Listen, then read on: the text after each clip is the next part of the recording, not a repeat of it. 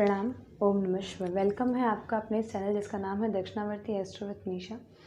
Friends, आज का जो मेरा टॉपिक है वो है कि हम कुंडली के 12 भाव को एक सिर्फ हनुमान चालीसा पढ़ के कैसे पॉजिटिव कर सकते हैं, या मैं इसे शॉर्ट में यूँ भी कह सकती हूँ, अगर आपका कुंडली का कोई भी भाव आपको दुष्परिणाम दे रहा है, आपके 9 ग्रहों में से कोई भी एक आपको पॉजिटिव रिजल्ट नहीं दे रहा, तो आप कैसे हनुमान चालीसा की सहायता से अपने इन भावों को सुरक्षित कर सकते हो और उनके पॉजिटिव रिजल्ट ले सकते हैं।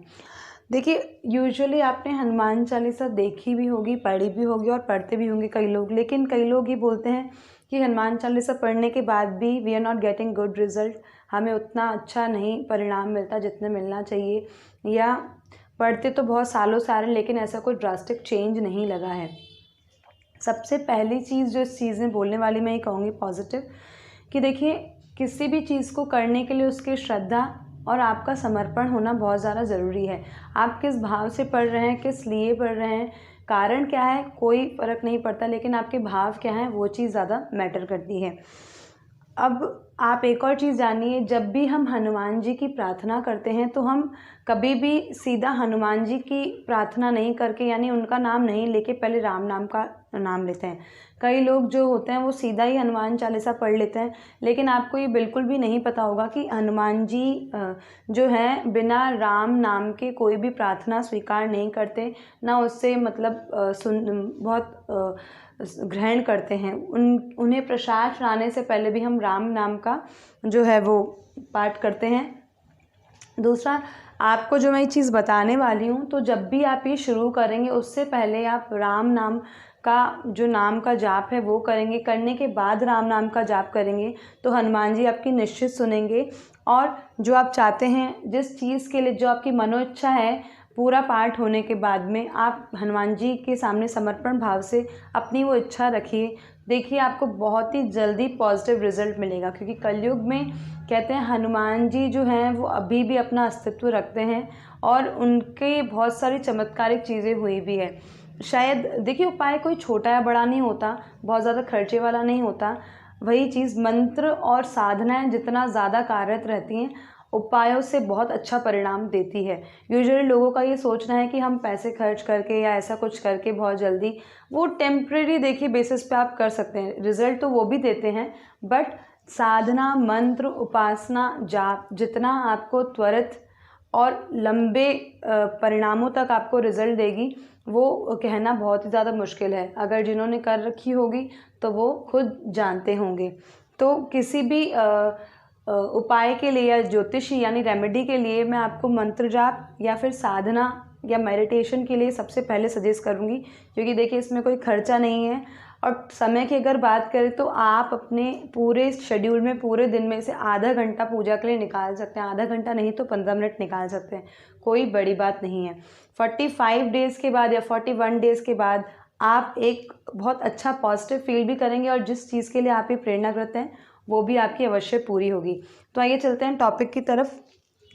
देखिए, हनुमान चालीसा आपकी कुंडली के 12 भाव को कैसे इफ़ेक्ट करती है हम जानते हैं। अगर आपकी कुंडली के, ये देखिए 12 भाव की मैंने एक सारणी बना के रखी, कुंडली एक उदाहरण कुंडली, कालपुरुष की कुंडली, जिसमें प्रथम भाव ये, सेकंड ये, तृतीय, चतुर्थ, पंचम, षष्ठम, सप्तम, अष्टम, नवम, दशम, 11 और 12 आपका, यानी एकादश और द्वादश भाव ये भाव हैं, समझने के लिए मैंने बना रखे हैं। अब अगर कुंडली में प्रथम भाव, आपका प्रथम भाव स्वयं का होता है, तनु भाव होता है, आपके बुद्धि बल का होता है, आपके मनोबल का होता है, आपके शारीरिक बनावट का होता है।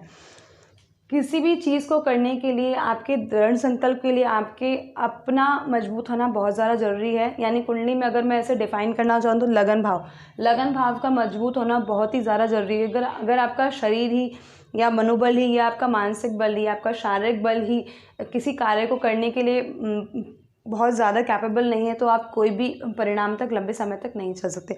तो इसलिए तनु भाव यानी लग्न दोष हो जिसे, या जिसके प्रथम भाव में कोई दोष हो, या कोई मैलेफिक प्लैनेट जैसे कि पापी ग्रह बैठे हुए हैं, ऐसा कुछ आपको, जैसे मंगल के साथ राहु बैठ गया हो, या ऐसा कुछ, या नीच का कोई ग्रह बैठ गया हो जो आपको परेशान कर रहा है, तो आप उसे कैसे पॉजिटिव कर सकते हैं, आइए जानते हैं।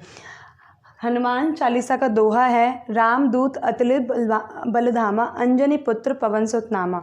जी हाँ, अगर आपको अपनी कुंडली का प्रथम भाव तनु भाव मजबूत करना है तो आपको पूरी हनुमान चालीसा नहीं पढ़ सकते, नहीं पढ़िए।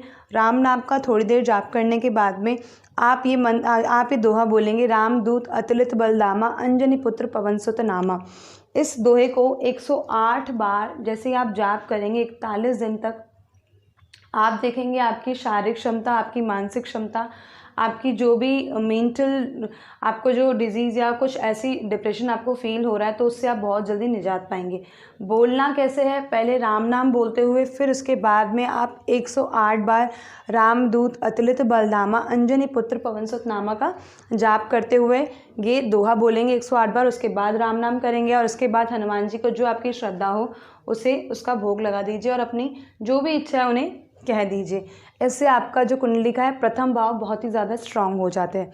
आइए बात करते हैं द्वितीय भाव की तरफ। द्वितीय भाव आपका होता है आपकी वाणी का, और कहीं ना कहीं ये आपके अष्टम भाव को भी देख रहा होता है, जो ससुराल पक्ष को भी आपकी रिप्रेजेंट करता है।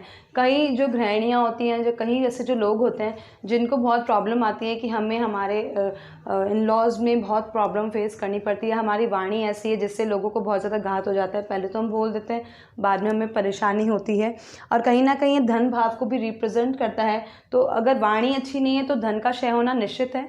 तो अगर यह दूषित है या यहाँ आपका यानी मारक ग्रहों की मारक ग्रह बैठे हुए हैं, मैनिफिक प्लैनेट्स, या जो भी मतलब आपका ये दूसरा भाव आपको अच्छा परिणाम नहीं दे रहा कुंडली का, चाहे ग्रह कोई भी बैठा हुआ, इससे कोई फ़र्क नहीं पड़ता। आप उसे कैसे पॉजिटिव कर सकते हैं, आप बोलेंगे, तुम उपकार सुग्रीव कीना राम मिलाए राजपद दीना। यानी आपको यह दोहा बोलना है 108 बार। आप जैसे ये दोहा 108 बार बोलेंगे राम नाम से पहले और बाद में, आप देखेंगे कि आपके जो रिलेशन हैं, आपकी जो रिलेटिव्स हैं, उनके साथ में आपकी काफ़ी अच्छे मधुर संबंध बन जाएंगे। दूसरा, आपकी वाणी में कहीं ना कहीं एक संयम आएगा। दूसरा, जो आप यानी आपके धन संचय में जो परेशानी आ रही हैं, जो आप प्रॉब्लम फेसेस कर रहे हैं, उसमें कहीं ना कहीं निजात मिलेगा। तो दोहा इस तरीके से था, तुम उपकार सुग्रीव कीना राम मिलाए राजपद दीना। इसका जाप करना है। यहीं मैं तीसरे भाव की बात करूँ तो कुंडली का तृतीय भाव जो होता है आपके पराक्रम का होता है, आपके डिटर्मिनेशन का होता है, आप किसी भी चीज़ को लेकर कितने ज़्यादा पैशनेट हैं, उन सब चीज़ों को बताता है। और देखिए, बिना पराक्रम के कोई भी कार्य को गति तक पहुंचाना, अंत तक ले जाना बहुत ही ज़्यादा मुश्किल है। तो यानी जोश होगा तभी आप काम करेंगे, और वो भी अगर अच्छी कार्य में हो तो कार्य का परिणाम स्वतः ही अच्छा हो जाता है। लेकिन अगर यही दूषित है तो कहीं ना कहीं आपको जो कार्य क्षमता है उसमें परेशानी आएगी, और भी बहुत सारी प्रॉब्लम फेसेस करनी पड़ सकती है। यह भाव जो होता है आपके छोटे भाई बहनों का भी होता है, उनसे भी कहीं ना कहीं मन मुटाव है, ऐसी कोई चीज़ है जो आप देख रहे हैं कि नहीं बन पा रहा या कुछ प्रॉब्लम फेसेस कर रहे हैं, तो आपको हनुमान चालीसा का आपको दोहा बोलना है, बुद्धिहीन तनु जान के सुमरो पवन कुमार बल बुद्धि विद्या देहि मोहि हरन कलेश विकार। देखिए, बुद्धिहीन तनु जान के, यानी आप ये जो आप बोल रहे हैं पराक्रम भाव के लिए, बुद्धि, बिना बुद्धि और विवेक के ज्ञान का होना बहुत ही ज़्यादा असंभव है। जब आप में बुद्धि विवेकशील अगर आप होंगे तो आप में पराक्रम आएगा, और आप चीज़ों को समझकर ज्ञान के साथ में उसे करेंगे, और बहुत ही ज़्यादा सोच समझ के प्लानिंग की हुई चीज़ें अपने निश्चित कार्य समय में वो अपने लक्ष्य तक पहुंचना बहुत जल्दी चली जाती हैं। सो आपको जो बोलना है वो दोहा इस तरीके से है तृतीय भाव के लिए, बुद्धिहीन तनु जान के सुमरो पवन कुमार बल बुद्धि विद्या देहि मोहि हरन कलेश विकार। Same as it is, Ram नाम का पहले जाप करते हो, उसके बाद 108 बार आपको दोहा बोलना है, उसके बाद राम नाम वापस बोलना, और हनुमान जी को जो भी आपकी इच्छा है, जो भी प्रॉब्लम आप फेस कर रहे हैं regarding to any of a problem which related to third house of your kundli और हॉरोस्कोप, तो आप वो भी कर सकते हैं। मन में भाव श्रद्धा अच्छी होनी चाहिए। कार्य के लिए भगवान स्वतः ही आपकी मदद करने के लिए बैठे होते हैं, तभी शायद आप ज्योतिषी उपाय करते हैं। और उपाय करने के बाद मैंने देखा है, ये वीडियो जो भी मेरी नहीं किसी की भी हो, उन्हीं लोगों तक पहुंचती है जिन तक भगवान ईश्वर पहुंचाना चाहता है, या जिनको मार्ग दिखाना चाहता है, जो जिनके लिए ईश्वर का कोई संदेश होता है, उन्हीं तक यह वीडियो जाएगी। और ट्रस्ट मी, कुछ एक दिनों के बाद में आप देखेंगे कि बहुत अच्छा पॉजिटिव रिजल्ट आ रहा है, क्योंकि राम नाम से बड़ा कोई नाम नहीं है। अगर आप पढ़ेंगे शास्त्रों में तो इसका बहुत ही अच्छा उल्लेख किया गया है। कभी और इस टॉपिक पे बात करेंगे, आज बात करते हैं इसके बारे में। अगर कुंडली का चतुर्थ भाव आपका सुख का भाव होता है, आपके भूमि भवन का होता है, और कहीं ना कहीं ये चंद्रमा और मंगल को भी रिप्रेजेंट करता है हॉरोस्कोप में। अगर आपके पास वेल्थ अच्छी नहीं है, यानी आपके पास रहने को, खाने को, सुख समृद्धि में कहीं ना कहीं कमी है, तो कहीं ना कहीं आपको मानसिक प्रताड़ना भी होती है और स्ट्रगल बहुत ज़्यादा हो जाता है। और कुंडली में अगर ये भाव क्षतिग्रस्त है तो बहुत सारी प्रॉब्लम फेसेस करनी पड़ जाती हैं। लेकिन अगर ऐसा है तो फिर आप कौन सा दोहा बोलेंगे? हनुमान चालीसा का, सब सुख लहे तुम्हारी सरना, तुम रक्षक काहू को डरना। ये दोहा आपको बोलना है। और इस दोहे को बोलने के बाद में जो भी आपका यहाँ कुंडली का चतुर्थ भाव है, अगर आपको नेगेटिव रिजल्ट दे रहा है और आप चाहते हैं पॉजिटिव दे, तो श्योर फॉर श्योर वो आपको जल्दी काफ़ी अच्छा रिजल्ट आप देखने को मिलेगा। यही बात हम करते हैं पंचम भाव की। पंचम भाव जो होता है आपका कुंडली का संतान पक्ष का होता है, आपकी विद्या का होता है। कहीं ना कहीं जो आपका जो है ये मंत्र जाप को और प्रीवियस कर्मास को डायरेक्टली तो नहीं, लेकिन हाँ इनडायरेक्टली रिलेट करता है।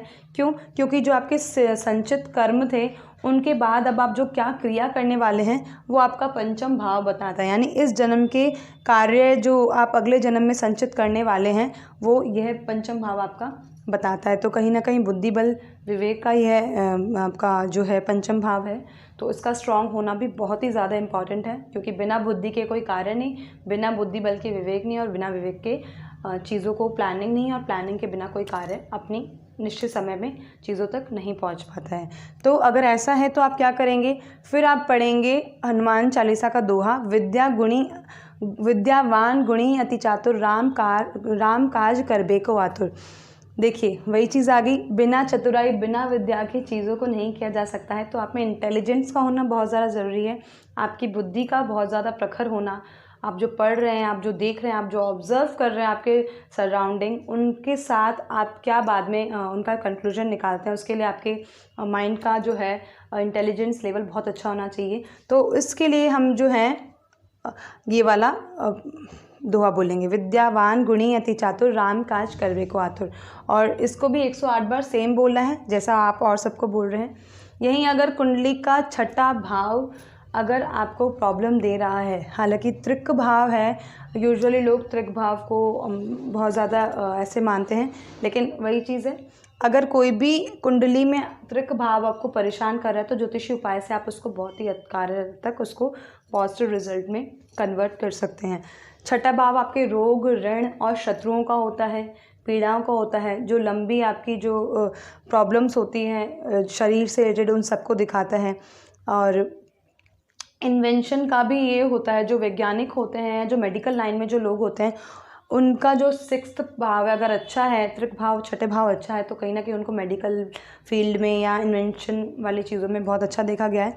तो अगर यह भाव क्षतिग्रस्त है, त्रिक भाव, तो फिर आप क्या करेंगे? फिर आप हनुमान चालीसा का रोग के लिए दोहा पढ़ेंगे। अगर आप रोगग्रस्त हैं, चाहते हैं कि अब बहुत शरीर से कष्टी है, परेशानी है, अब नहीं रहा जाता है, बहुत हद तक आप देखते हैं यूज्ड टू मैं बीमार पड़ता हूँ, तो इसके लिए आप रोग के लिए बोलेंगे, नासे रोग हरे सब पीरा, जपत निरंतर हनुमंत वीरा।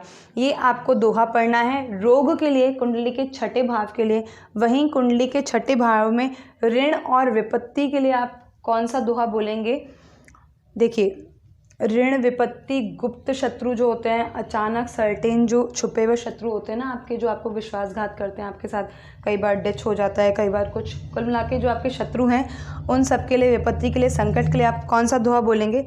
संकट ते हनुमान छुड़ावे, मन क्रम वचन ध्यान जो लावे। इससे जो आपके शत्रु पीड़ा है, ऋण है आपके ऊपर, यानी जो कर्जा है, और दूसरा आपके ऊपर कोई संकट है, विपत्ति है, आने वाली है या आ रही है, या आपको लगता है आप यूज्ड टू इन चीज़ों सफ़र करते हैं, तो इस दोहे से आप इसको पॉजिटिव कर सकते हैं। कुंडली के छठे भाव के लिए मैंने आपको बताया रोग, विपत्ति और ऋण के लिए यह दो दोहे, इनको बहुत ध्यान से देखिएगा। और सेम वही प्रोसीजर है, अगर आप रोग से बहुत ज़्यादा परेशान हैं तो आप रोग नासे रोग हरे सब पीरा जपत निरंतर हनुमंत वीरा का पाठ करेंगे। विपत्ति और ऋण और शत्रुओं से परेशान हैं तो आप बोलेंगे संकट ते हनुमान छुड़ावे मन क्रम वचन ध्यान जो लावे। इसका भी 108 बार ही आपको पाठ करना है।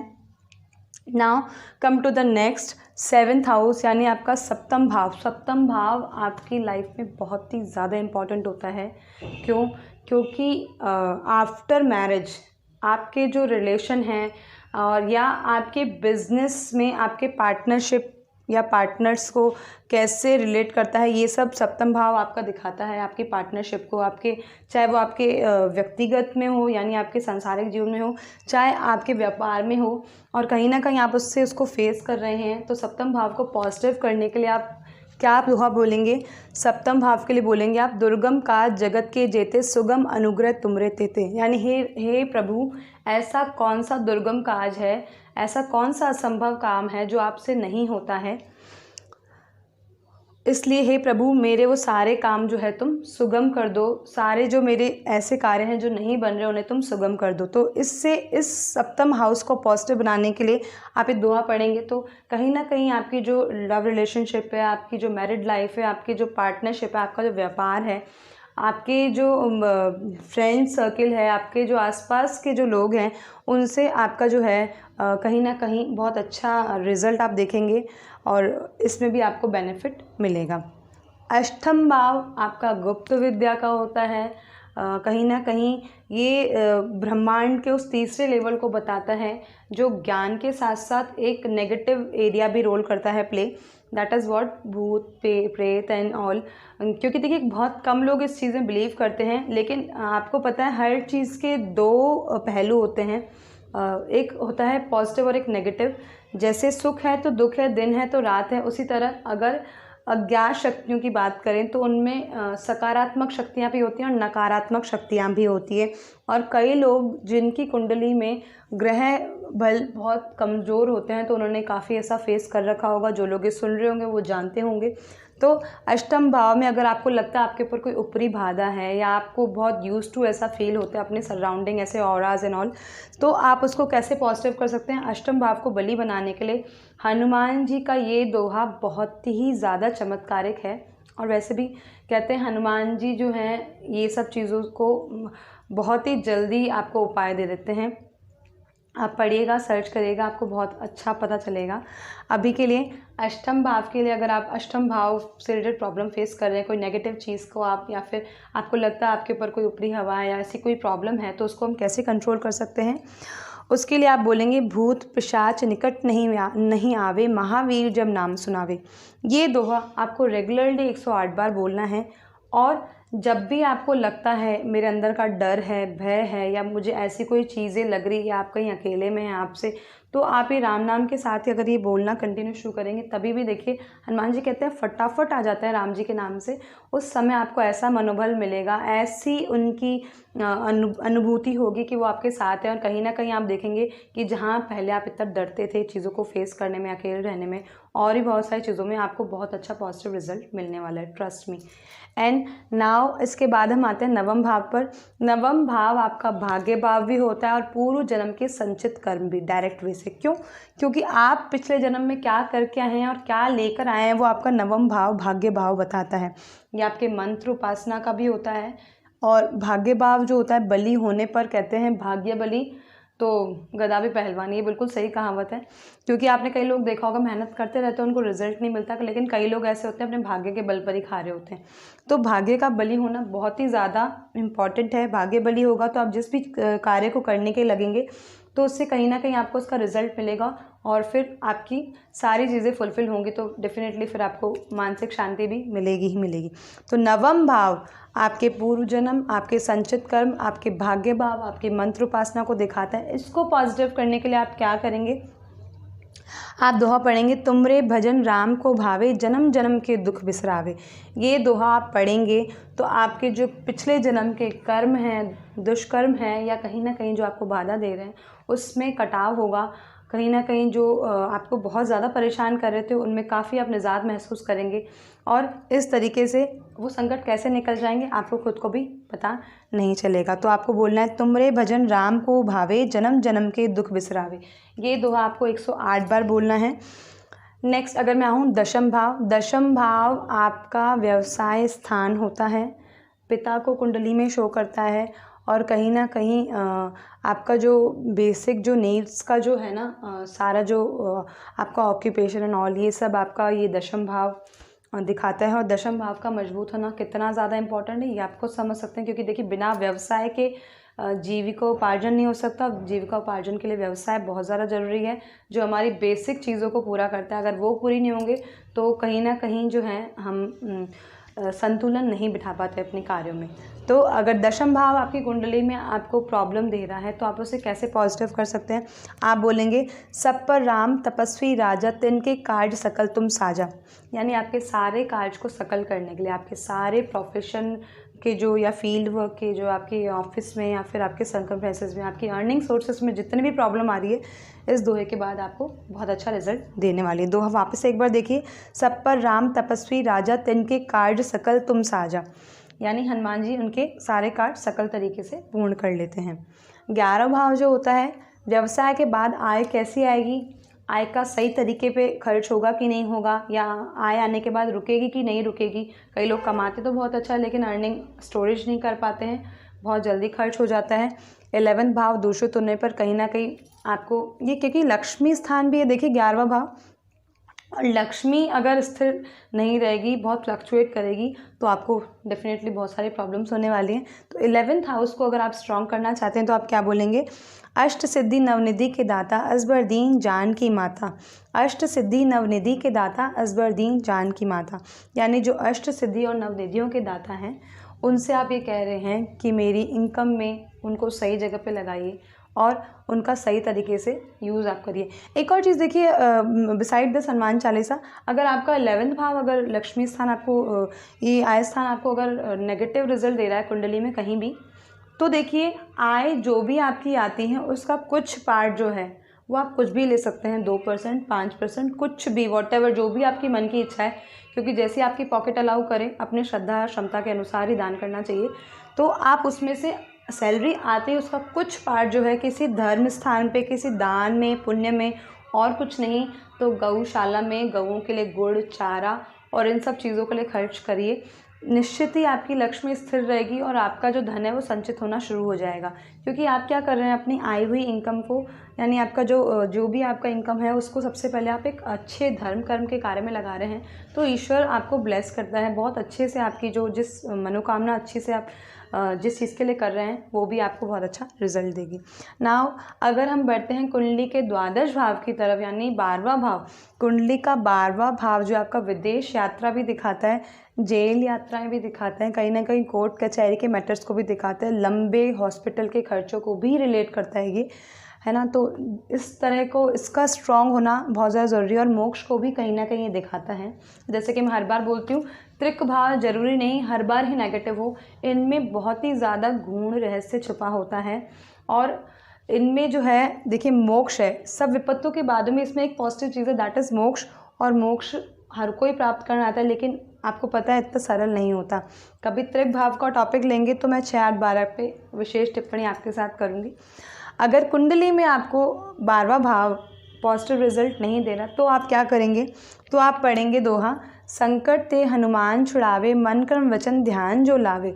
यानी उन सभी संकटों से हनुमान जी आपको छुड़ाएंगे जब आप उनके मन और क्रम और वचन, यानी वाणी से, मन से और सब तरीके से अगर प्रभु को ध्याएंगे तो आपको वो क्या करेंगे, पॉजिटिव रिजल्ट देंगे, फिर चाहे वो कैसा भी हो। एक और चीज़, हनुमान जी के जो उपासक हैं वो शायद उनको देखिए कभी भी हनुमान जी की डायरेक्ट उपासना नहीं करनी चाहिए। क्यों? क्योंकि हनुमान जी की डायरेक्ट उपासना करने से क्या होता है, वो स्वीकारते नहीं हैं।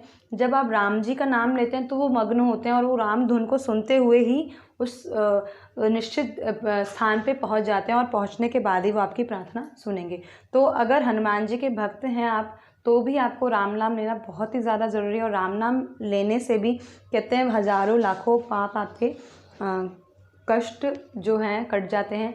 आपने सुना भी होगा राम नाम सत्य है, यानी एक राम का नाम ही सत्य है, बाकी सब जो दुनिया में है वो सब अनस्टेबल है, लेकिन अंत तक जो हमारे साथ जाता है एक राम का नाम ही जाता है। इसलिए स्वयं शिव जी ने भी पार्वती माता को यही बोला था कि राम नाम की क्या बखान करूं, राम नाम तो हज़ारों लाखों व्रतों पूजाओं और जपों और तपों से भी बड़ा है। तो एक अगर आप कुछ नहीं कर सकते तो राम नाम ले लीजिए, उससे भी आपके काफ़ी संकट मिट जाएंगे। एक और चीज़, जाते जाते जो लोग हनुमान जी को प्रसन्न करना चाहते हैं और कहीं ना कहीं उनको देखिए कुंडली में मंगल दोष है, शनि दोष है, ये सब दोहे तभी पढ़ सकते हैं आप। कुंडली में जिनकी भी जो मांगलिक हैं, जिनके शनि कुंडली में पॉजिटिव रिजल्ट नहीं दे रहे, तो देखिए उनको हनुमान जी की उपासना करनी चाहिए, क्योंकि आपको अगर पढ़ा होगा आपने वेदांतों में, अगर वेदों में, तो देखिए शनि जो हैं, शनिदेव खुद हनुमान जी के सामने नतमस्तक हुए थे और उन्होंने बोला था कि हे प्रभु, जो आपका भक्त होगा मैं कभी उसे नहीं सताऊंगा। यूजुअली लोग शनि से डरते हैं, तो जो लोग डरते हैं या जिनके पॉजिटिव रिजल्ट नहीं आ रहा, तो वो क्या करेंगे, हनुमान चालीसा का रेगुलर तरीके से पाठ कर सकते हैं। और हर मंगलवार या शनिवार दोनों में से किसी एक दिन आप पीपल के पेड़ के 11 पत्ते या आप पान के 11 पत्ते लेकर उस पर राम नाम लेकर हनुमान जी को भेंट कीजिए, और उसके साथ कुछ भी मीठा आप प्रसाद फल फूल उनको दीजिए, और जो आपकी इच्छा है उन्हें बोलते हुए, राम नाम का नाम बोलते हुए उन्हें बताइए। देखिए जो भी आपकी प्रॉब्लम होगी बहुत जल्दी पूरी होगी, और ऐसा करने से हनुमान जी बहुत जल्दी प्रसन्न हो जाते हैं। होपफुली आपको ये आज की वीडियो बहुत पसंद आई होगी, और अगर अच्छी लगी है प्लीज़ इसे और लोगों तक पहुंचाइए, शेयर कीजिए, ताकि जो लोग दुविधा में हैं, परेशानी में हैं, उन्हें भी काफ़ी अच्छा सुझाव मिल सके, और सबका भला हो, सबका अच्छा हो। तब तक के लिए प्रणाम। ओम नमः शिवाय।